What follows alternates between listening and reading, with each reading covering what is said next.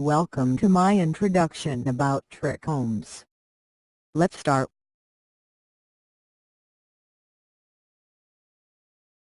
Trichomes can be present on every part of the plant. The fine structure is visible under the microscope. Trichomes are formed in many different ways and do have lots of various functions. First of all, we will see which role trichomes play for communication. There are specific types of trichomes, called glandular trichomes. They do produce volatile organic compounds. Also, some fragrances are produced by glandular trichomes. But some plants like the tomato use them to communicate with their conspecifics. Once they've started the alarming signal, those neighboring plants do produce more toxic compounds to protect against the infest of parasites. But this is only one example. The tobacco plant often suffers under the infest of a caterpillar, the tobacco hornworm. The tobacco plant produces a terpene that attracts the natural enemy of the tobacco hornworm.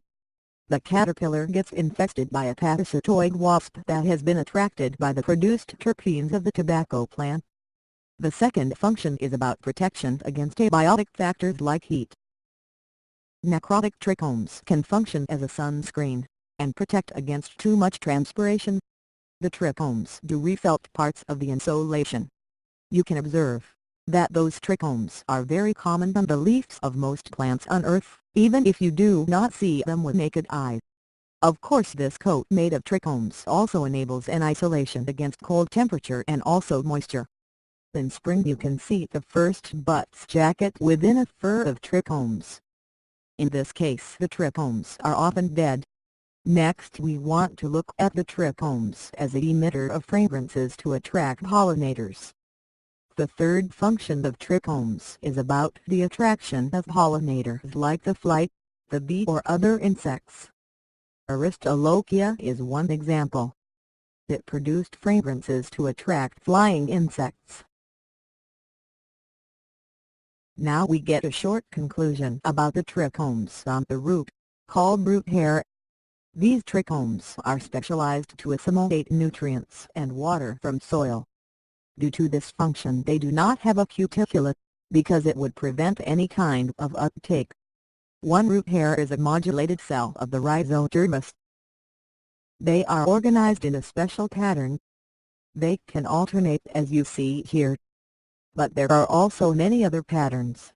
The pattern is sometimes used as a classificational criterion to determine the plant species.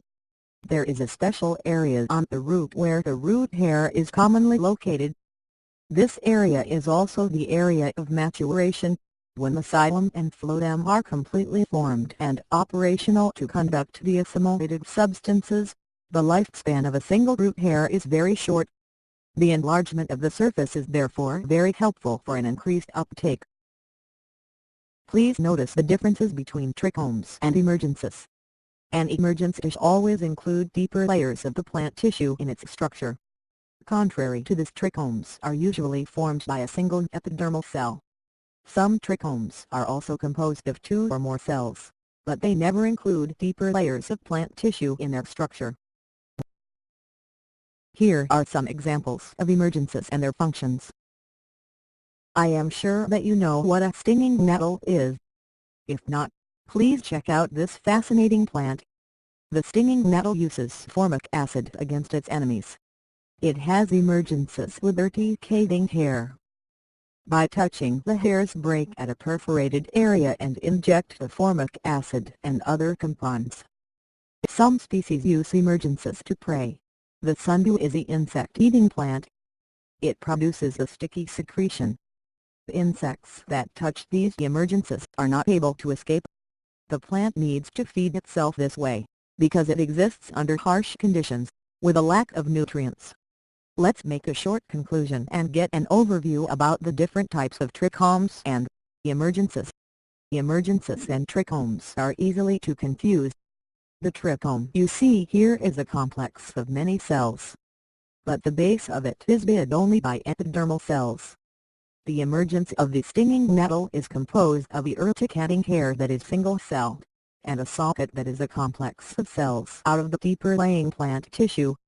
The socket is actually the real emergence, while the urticating hair is often declared as a trichome. I hope that this computer-generated voice was not too annoying for you. I will find a solution for this in my next video. Thank you for watching.